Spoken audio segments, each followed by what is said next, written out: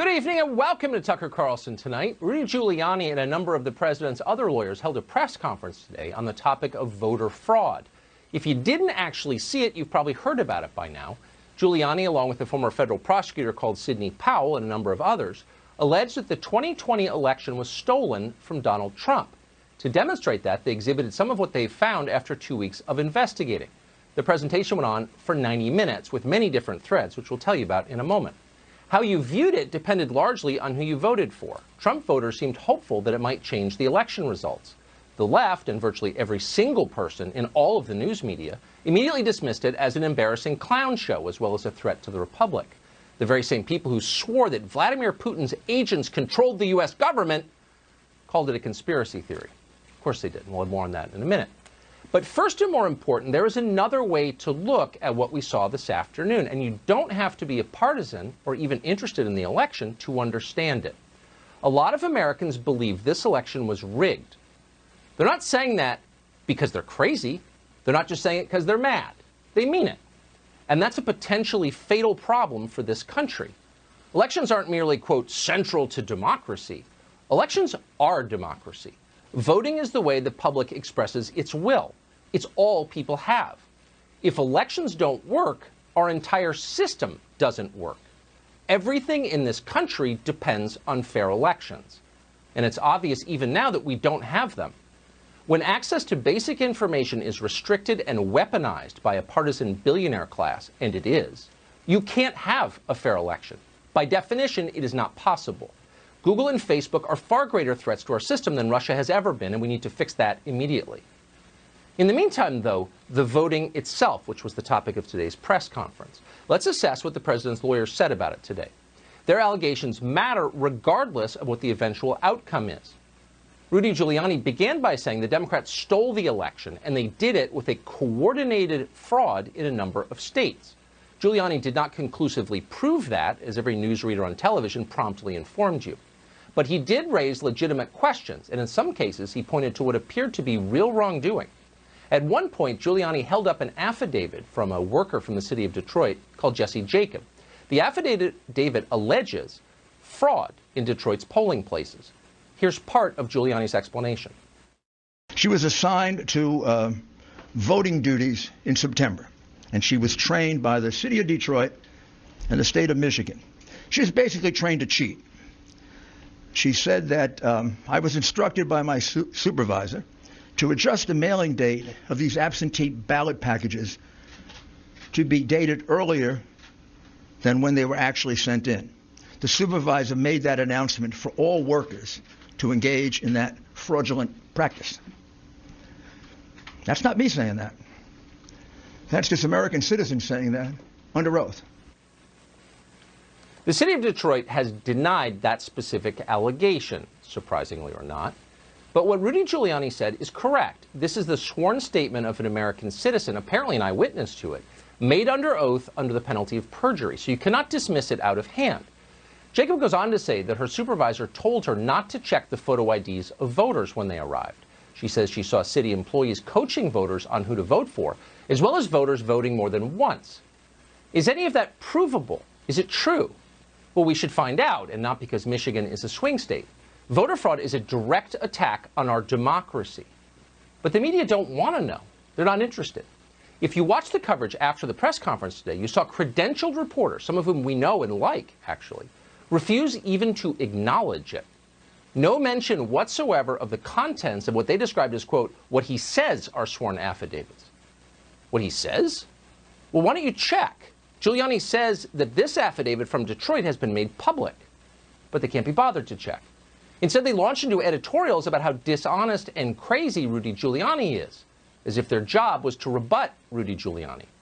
But that's not their job. Their job is to explain what just happened, preferably with some detail so that viewers at home can make up their minds. They didn't do that. Behavior like this does not help anyone. It diminishes the news media's tiny remaining reserve of credibility. It certainly doesn't inform the public. On some channels, of course, informing the public is last on the list of concerns. Watch one of the most reckless people on television go back to the Putin well and accuse Giuliani, yet again, of being a puppet of Russia.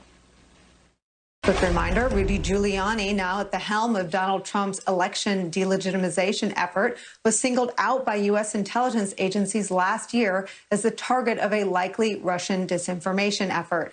And earlier today, he held a wild news conference filled with falsehoods on voter fraud. Russian disinformation. Sometimes you wonder if there's anything the Democrats don't like in America, from acid reflux to termite damage, that they won't blame on Russia. At some point, maybe 5 years from now, when we all wake up from this stupor, a lot of people are going to be deeply embarrassed by tape like that, so be sure to save it. In fact, there was nothing Russian about a lot of what Giuliani said today.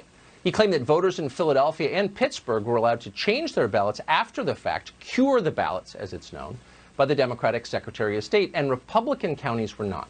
That's checkable.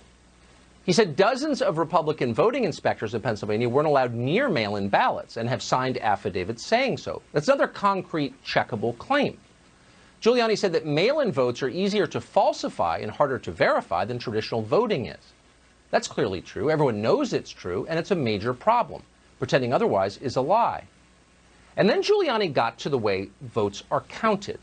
In this country, the process is mostly electronic. Giuliani suggested that electronic vote counting is an invitation to fraud. And he's right. That's why Canada, for example, doesn't do it.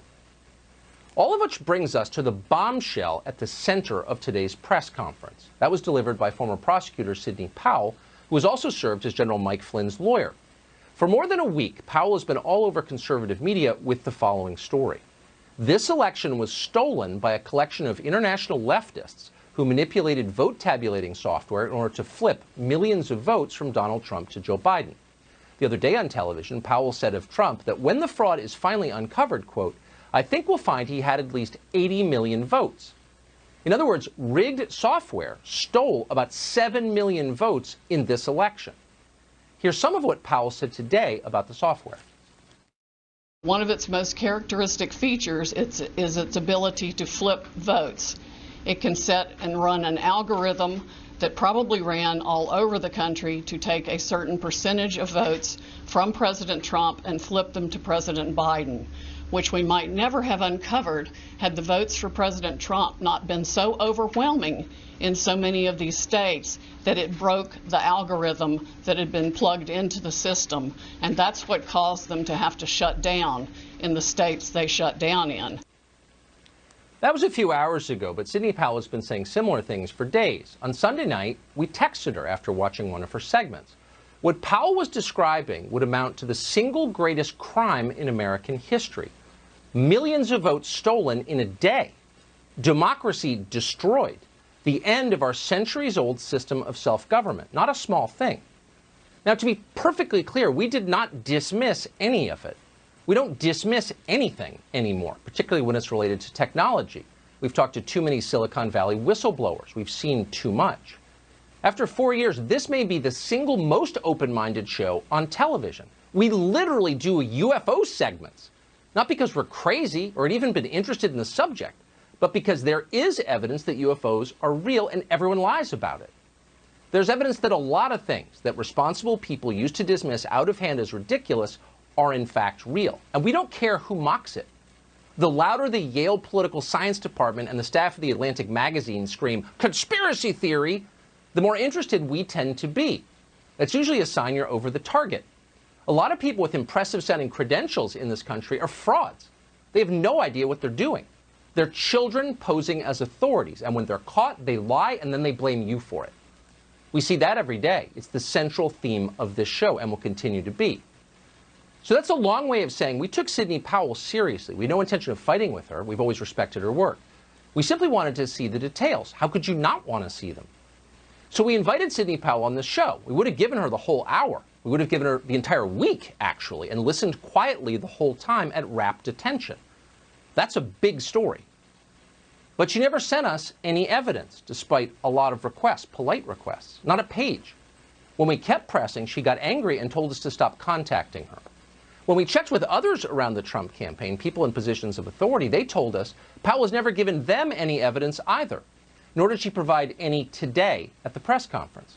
Powell did say that electronic voting is dangerous, and she's right. We're with her there. But she never demonstrated that a single actual vote was moved illegitimately by software from one candidate to another. Not one. So why are we telling you this? We're telling you this because it's true.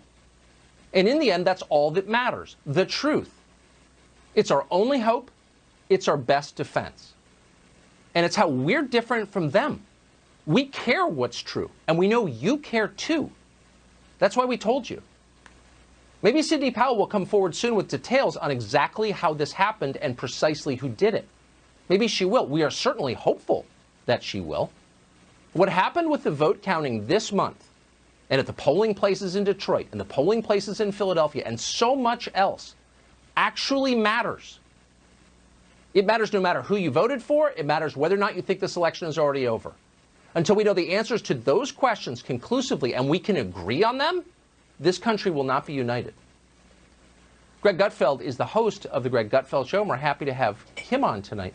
Weirdly, in Curious Media today, about some of these allegations, some of them weren't proven. That's true. Some of them seem like pretty good leads. Why is no one following up? Yeah, in fact, even if this stuff washes out, I don't see the problem in actually letting the process unfold.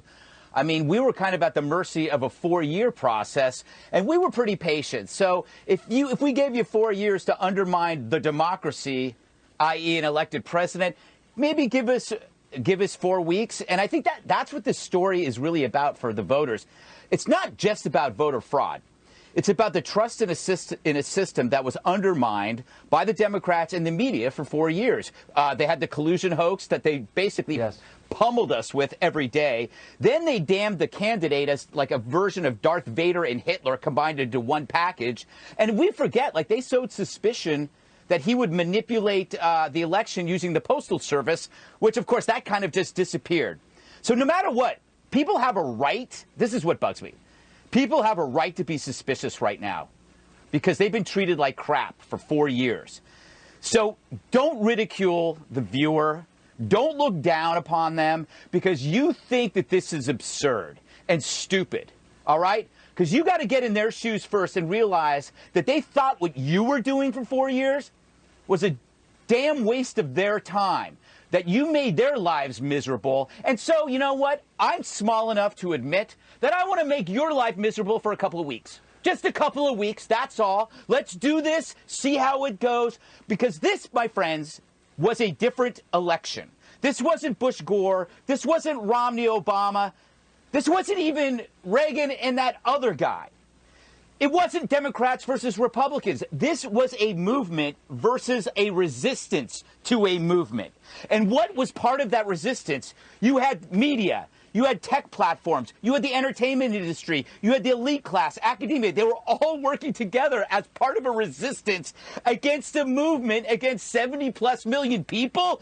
And you think that maybe we might think you throw an election because you hate this guy so much. You think he's Hitler. Hell, we got rid of Gaddafi for less because we think Trump is worse than Hitler. Why wouldn't we? I mean, by God, we've undermined elections in other countries for less. So why can't we be a little skeptical? And the fact is, everybody hated this guy for 4 years. Why wouldn't they do it? So that's my thing. You know, you nailed it, right? It's almost kind of right now, let's see how this process goes. Let's see what the evidence is. But I'm not going to take anybody seriously about being impatient over this. Well, let me ask you a question since you're in the media. Why wouldn't people who are smart enough to have paying jobs in the news media, not that it takes a super high IQ or anything, but why wouldn't they understand that the center of their job is credibility? So if you think the country's too volatile, I think all of us do think that. I certainly think that's way too volatile. It's unhealthy.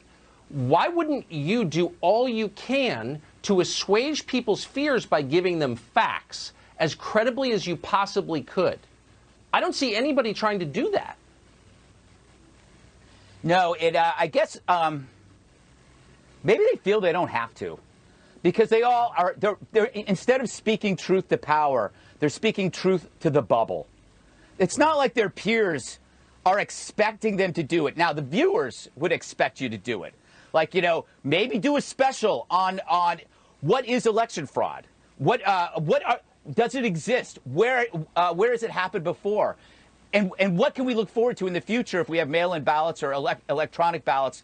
That's something that, you know, reporters and investigative journalists can do. But no one's putting any. They're going to go into hibernation again, Tucker, for 4 years. They did a lot of work writing those Trump jokes, and now they don't want to do the work. All they want to do is say, "Hey, come on, it's Joe. Everything's going to be fine." Totally. You know, now I can finally get to sleep. No more Trump tweets. I can finally sleep. Never mind that there are no body bags coming home from foreign wars. We had a tremendous economy, low unemployment. He invented the moonshot for vaccines, which years from now will be looked back upon as probably one of the biggest modern achievements. All of things are happening, but that's all canceled out because I was up at night, you know, anxious over these tweets. So that's where we are. That's the media. The media allowed Trump to get to them emotionally, and I'm saying that as part of the media. I let him get to me emotionally early on when he was running. I was like, I couldn't believe this guy, and then I learned to separate the deeds from the words. And once you do that, you see something pretty special, a phenomenon. I think that's right. Greg Gutfeld, great to see you. Thank you for that. Great to see you, Tucker. So all this stuff is going on, and behind it, a lot of other things are going on that aren't covered at all. For example, Joe Biden has been making some high-level hires that could change the way we enforce the law for a long time. Can you walk to the end of your block without fearing getting killed? That hangs in the balance. Heather McDonald is here to explain how police departments should respond. Next. I'm here. They want it above all, and they will vote for any political party they think will provide it. That's why Richard Nixon won the single biggest landslide in American history in 1972, 49 states. It wasn't because of his personality. Nixon won because he promised what his opponent refused to promise: law and order. Not repression, not fascism, law and order. Simple concepts upon which all human civilization is built. Local politicians in Minneapolis didn't understand that concept. It was too sophisticated for them. So this summer, we were treated to interviews like this one, which feel more like performance art that was accidentally somehow broadcast onto television. Watch this. Do you understand that the word dismantle or police free also makes some people nervous? For instance, what if in the middle of the night my home is broken into? Who do I call? Yes, I mean, I hear that loud and clear from a lot of my neighbors. And I know, and myself too, and I know that that comes from a place of privilege, because for those of us for whom the system is working, I think we need to step back and imagine what it would feel like to already live in that reality, where calling the police may mean more harm is done. Mm-hmm. So only people with a certain sort of frivolous, overpriced education talk that way, as you well know. But more to the point, as a practical matter, if you want people to flee your city, that's exactly what you say. We know that for certain. 50 years ago, half of Brooklyn moved to Long Island within a year. Why? Because crime rose. So normal people split. Crime is the only thing, not global warming, not systemic racism, not any other problem we may face. It's the only thing that will make people leave the neighborhoods they grew up in, the neighborhoods they raised their children in, where their friends are, their churches are. They'll leave if their lives are threatened. Period. And normal people are leaving. It's happening again all over New York. Yeah, I wonder why people are leaving. Maybe it's the tax rates. Right. No, it's the junkies and the muggers. That's the one thing people will not put up with. So if you watch that video, you might conclude the Democratic Party is inept. They don't understand their job is to keep citizens safe. But it's not just them. We hate to tell you this, but it's true. On Monday, the Republican House Minority Leader, Kevin McCarthy of California, admitted that his party, too, has no idea what's going on in this country. None. Here's what McCarthy wrote in a tweet, quote, 12 Democrat incumbents lost their re-election to the House. Every one of them lost to a Republican woman, minority, and or veteran. The Republican Party is stronger because of our diversity, end quote. Nothing against diversity, but we need to find the person who decided that tweet was a good idea and fire him immediately. If the Republican Party becomes the party of identity, any identity, That party will fail, and it will deserve to fail. The Republican Party, at its core, exists to defend the founding promise: life, liberty, and the pursuit of happiness. And order is a prerequisite for all of those things. The Republicans that Kevin McCarthy was talking about, who won because of their diversity, their great strength, they understood that. Carlos Gimenez picked up a seat in Florida.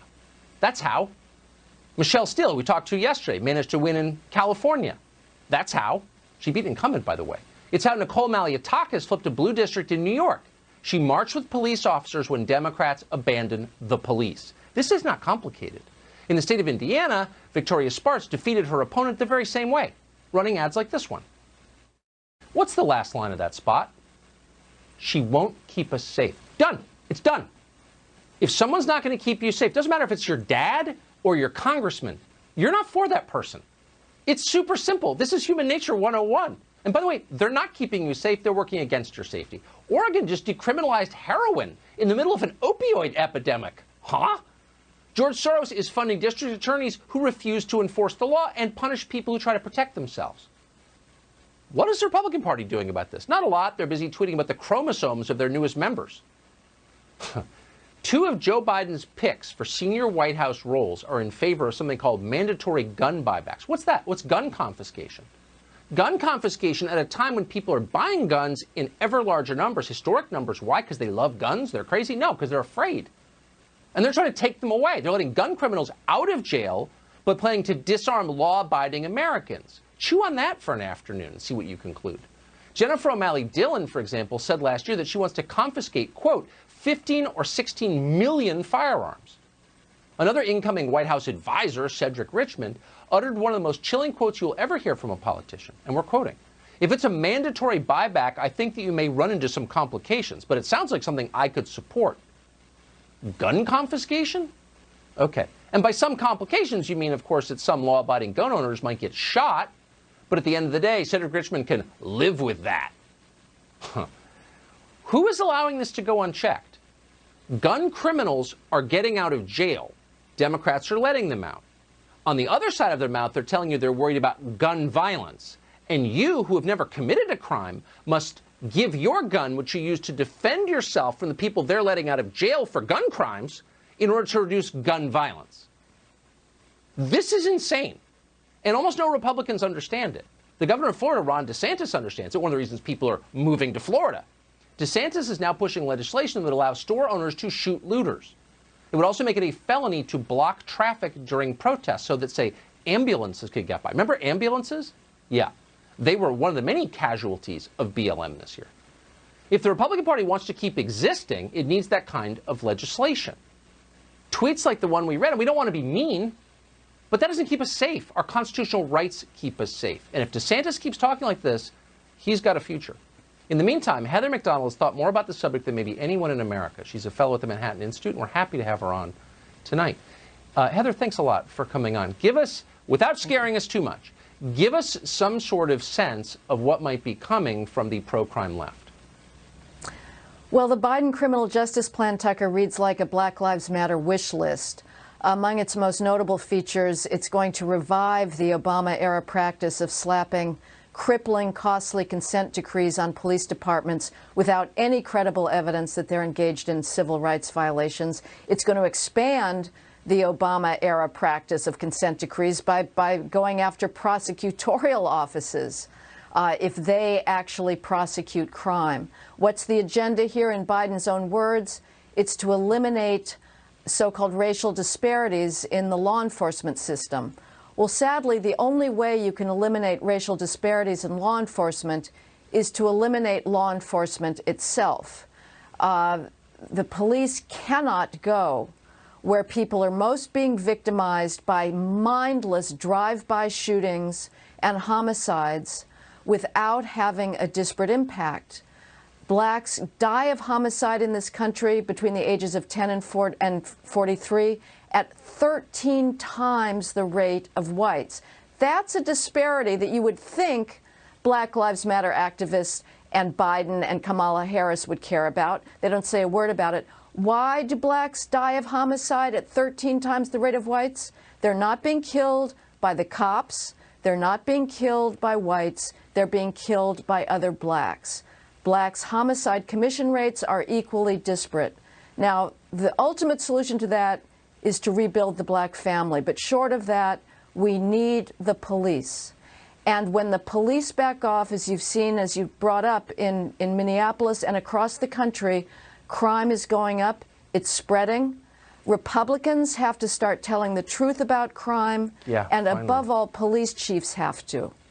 Because this narrative that policing is racist merely by going after criminals is going to send this country into an anarchy that is going to be very hard to pull back from. Couldn't agree more. Defund the police is the most decadent slogan I've ever heard, and I've heard a lot. Heather Mac Donald, we will see you again. Thanks for coming tonight. Thanks, Tucker. Big news out of Martha's Vineyard this week. A well-known Netflix producer called Barack Obama sat in a studio and talked about himself for 29 hours straight, possibly a world record. Adam Carolla didn't listen to all of it, but he has thought through what you could do with 29 hours, and he'll tell us after the break.